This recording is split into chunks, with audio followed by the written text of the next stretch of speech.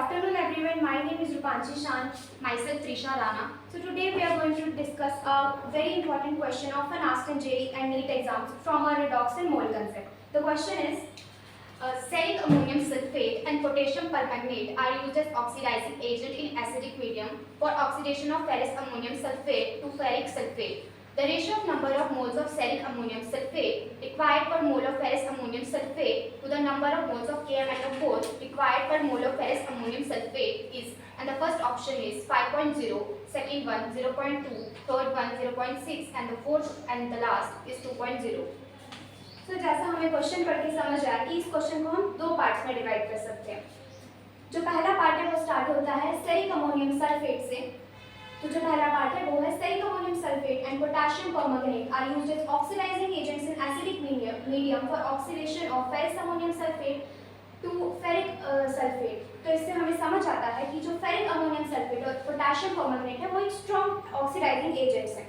जो ferrous ammonium जो potassium permanganate है वो मेनली थ्री मीडियम्स में काम करता है, acidic, basic and neutral medium. यहाँ पे हम एसिडिक मीडियम कंसिडर कर रहे हैं। और जो यहाँ पे फेरस अमोनियम सल्फेट है वो आगे जाके रिएक्ट करके चेंज होता है फेरिक सल्फेट में। अब जो सेकंड पार्ट है इस क्वेश्चन का, it is the ratio of number of moles of ferric ammonium sulphate required per mole of ferrous ammonium sulphate to the number of moles of KMnO4 required per mole of ferrous ammonium sulphate is. तो इन normally हमें इसमें जो ferric ammonium को हमने KMnO4 के साथ इसका रेशियो निकालना है। तो इसमें हमें दिख रहा है कि हमें इसका पर मोल लेके चलना है, ना कि हमें 2, 3, हमें इसको 1 and 1 या 2 and 2 चलना है। तो पहले हमें क्वेश्चन देख के सबसे इम्पोर्टेंट हमारे दिमाग में एक क्वेश्चन आता है कि सेरिक क्या है।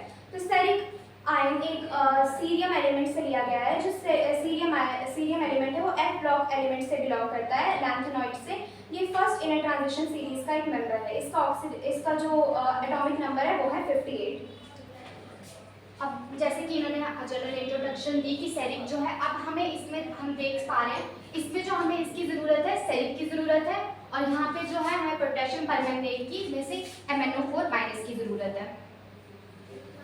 तो इस क्वेश्चन को हम 2 पार्ट में डिवाइड करेंगे। पहले हम ऊपर एज अ कंक्लूजन लास्ट के लिए एक इक्वेशन बनाएंगे कि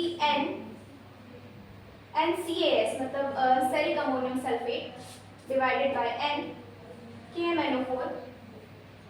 बेसिकली हमारे क्वेश्चन का आंसर इसी से निकलेगा, मतलब इसका रेशियो निकाल के हमें आंसर मिलेगा। तो जो पहली इक्वेशन बनती है वो है जो हमारा पहला हम इसमें जो हमारी पहली इक्वेशन बनेगी वो होगी फेरिक अमोनियम सल्फेट को जब हम रिएक्ट करवाएंगे फेरस अमोनियम सल्फेट के साथ। जैसे जो फेरिक अमोनियम सल्फेट है वो Ce+4 के फॉर्म में एग्जिस्ट करता है ऐसे। तो हम लिखेंगे Ce+4 plus Fe+2 that gives us Ce+3 and Fe+3 and हम जो Ce+4 है जो रिड्यूस्ड होके बनता है Ce+3 एंड जो Fe+2 है जो वो ऑक्सीडाइज्ड होके बनता है Fe+3। अब हम इसके फैक्टर्स निकालेंगे because we have to balance the equation. Now हम देखेंगे यहाँ पे हम इसका डिफरेंस निकालेंगे। जैसे ये ऑक्सीडाइजिंग नंबर इसका +4 है और इसका +3 है, तो इसका जो डिफरेंस निकलेगा it will be n=1 and इसका जो निकलेगा वो भी होगा n=1। तो यहाँ पे जो इसके कोफिशिएंट्स लगेंगे वो हो जाएंगे 1 and 1। अब हमें जैसे कि मैंने पहले बताया कि पर मोल के लिए यूज हो रहा है, तो इसका नॉर्मली ये हो जाएगा NCE+4 and MnO4- = 1। अब इसके बाद हमारी सेकेंड इक्वेशन आती है जो कि है ferrous ammonium sulphate react with KMnO4। तो जब KMnO4 रिएक्ट करता है फेरस अमोनियम सल्फेट के साथ वो देता है हमें Mn+2 एंड Fe+3। अब KMnO4 में हमारे पास जो मेन है वो है MnO4-। तो इसमें MnO4- में जो Mn है उसका ऑक्सीडेशन नंबर है +7 और आगे जब वो रिएक्ट करता है Fe+2 के साथ तो वो देता है हमें +2। तो यहाँ पे हमें दिख रहा है कि ये जो KMnO4 है वो अंडर जा रहा है रिडक्शन के और उसका स्टेट चेंज हो रही है +7 से +2 में। तो बेसिकली इसका जो n फैक्टर आया वो आया 5 और जो Fe+2 है वो आगे जाके जाके चेंज हो रहा है Fe+3 में, मतलब जो फेरस है वो फेरिक में चेंज हो रहा है।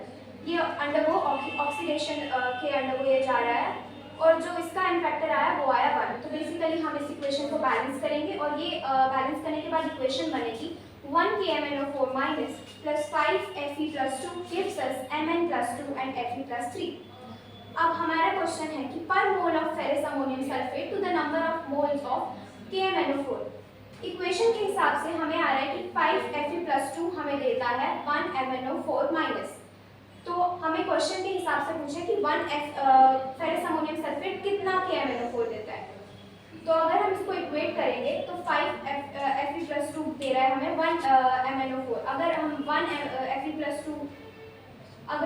Fe+2 कंसिडर करेंगे तो वो देगा हमें 1/5 MnO4 माइनस। अब जैसे कि हमने इन दोनों के रेशियो जो हम निकाल दिए तो इसका जो आंसर आया 0.2।